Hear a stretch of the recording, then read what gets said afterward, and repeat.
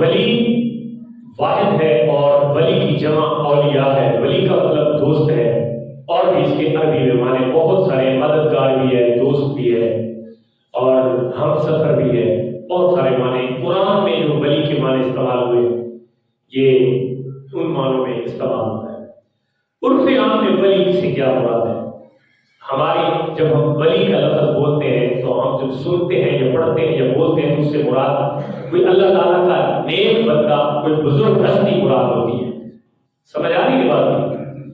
ولی جب ہم بولتے ہیں تو اس سے مراد اللہ کا کوئی نیک بندہ یا اللہ تعالیٰ کی کوئی برگزیدہ ہستی جو نبی نہ ہو، نبی کے بعد ولایت کے مرتبے پر پہنچ چکی ہو، اس کو ولی کہا جاتا ہے.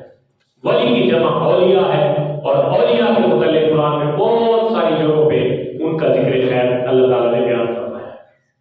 جب مشہور آیات آپ سنتے رہتے ہیں، پڑھتے رہتے ہیں، الا ان اولیاء اللہ لا خوف علیہم ولا هم یحزنون. خبردار، بے شک اللہ کے جو ولی ہیں ان پہ قیامت کے دن نہ کوئی خوف ہوگا اور نہ وہ غمگین ہوں گے. یہ اس آیت کا ترجمہ ہے.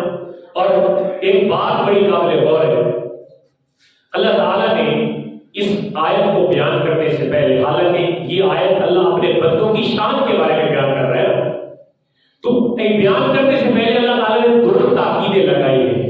ایک لفظ الا کی لگائی ہے اور ایک لفظ انا کی لگائی ہے. یہ عربی جو لوگ جانتے ہیں پتہ ہے کہ لفظ الا تنبیہ کے لیے استعمال ہوتا ہے. عربی میں جب کسی کو آپ بہت زیادہ اپنی طرف متوجہ کرنا چاہتے ہیں، پن پوائنٹ کر کے اگلے کو کہ میری بات سنو، تو وہاں پہ عربی میں لفظ الا استعمال ہوتا ہے.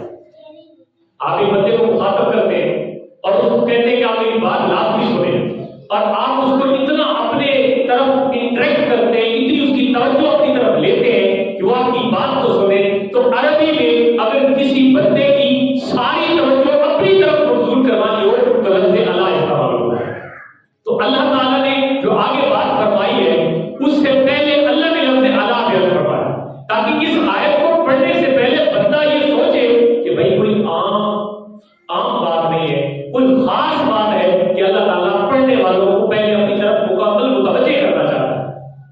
میں نے دنیاوی مثال دے کے آپ کو سمجھایا کہ اپنی زبان میں، پنجابی میں یا سرائکی میں یا اردو میں جب ہم کچھ لفظ استعمال کرتے ہیں کسی کو اپنی طرف وہ توجہ کرانے کے لیے، عربی میں لفظ الا استعمال ہوتا ہے. اور پھر ایک الا کے الگ سے اکتفا نہیں کیا بلکہ الا کے بعد پھر انا بھی لگا دیا.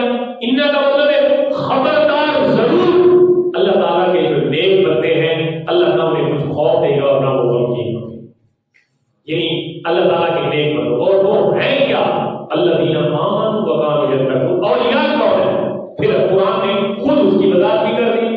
میں اگر تشریح کروں گا ہو سکتا ہے میں کسی کی سائے لے جاؤں، کسی مولوی کا قول بیان کر دوں، کسی عالم کا قول بیان کر دوں، کسی دنیا دار کا قول بیان کر دوں، یا میری کسی سے ذاتی جو ہے وہ دلچسپی ہے اس کا قول بیان کر دوں اس کی وجہ سے. نہیں، اللہ تعالیٰ نے اس اولیاء کی تعریف خود بیان کی کہ جن اولیاء کی میں اللہ فرماتا ہوں کہ انہیں کوئی خوف اور غم نہیں ہوگا قیامت کے دن، وہ بے خوف ہوں گے قیامت کے دن. اللہ تعالیٰ ان پہ عذاب بھی نہیں نازل کرے گا، ان کے درجات بھی بلند کرے گا.